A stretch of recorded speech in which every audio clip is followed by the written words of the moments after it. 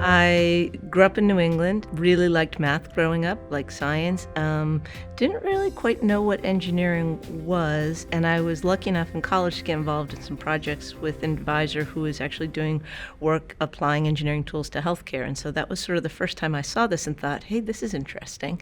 You can take this skill set and use it for something other than building cars or playing with computers. As a systems person, a lot of my interest is in applied projects in healthcare about how do we make the healthcare system run more smoothly.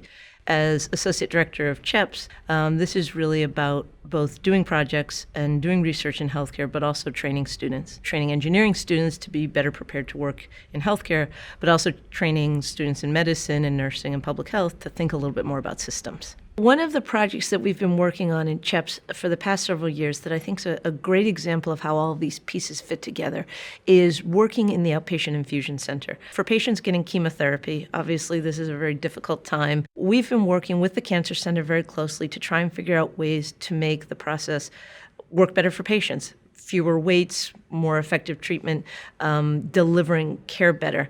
And what we have found is, as we see over and over again, that it's really looking at the system. So the students are going into the Cancer Center and really studying in detail what's happening, but we're also educating everyone from the medical director down to, the wife of a patient about what this process looks like, why it's so complicated, and what that means in terms of how we can go about trying to fix it. If I think about the challenges that we're facing in healthcare, and there are lots and lots of them, the thing that keeps jumping back to me is the issue of access. We've made huge advances in the types of medicine that we deliver. We have new drugs, we have new gene therapies, we have new surgical techniques, and we're continuing to develop all of those, which is really important. But if we can't deliver them effectively, if we can't afford them, then they don't actually help patients. IHPI to me is this candy store. We have phenomenal medicine at Michigan. We have phenomenal public health. We have phenomenal nursing. We have top-ranked engineering and business. But what brings all of these people together?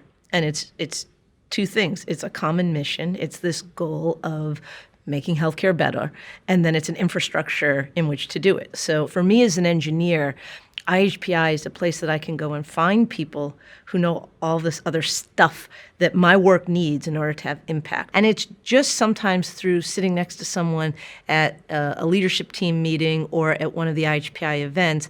Sometimes that alone is enough to start a conversation that turns into a whole new stream of research. If you think about healthcare and health policy 10 years down the road, 5 years down the road, 6 months down the road, it is changing so fast. I think we know a couple of things.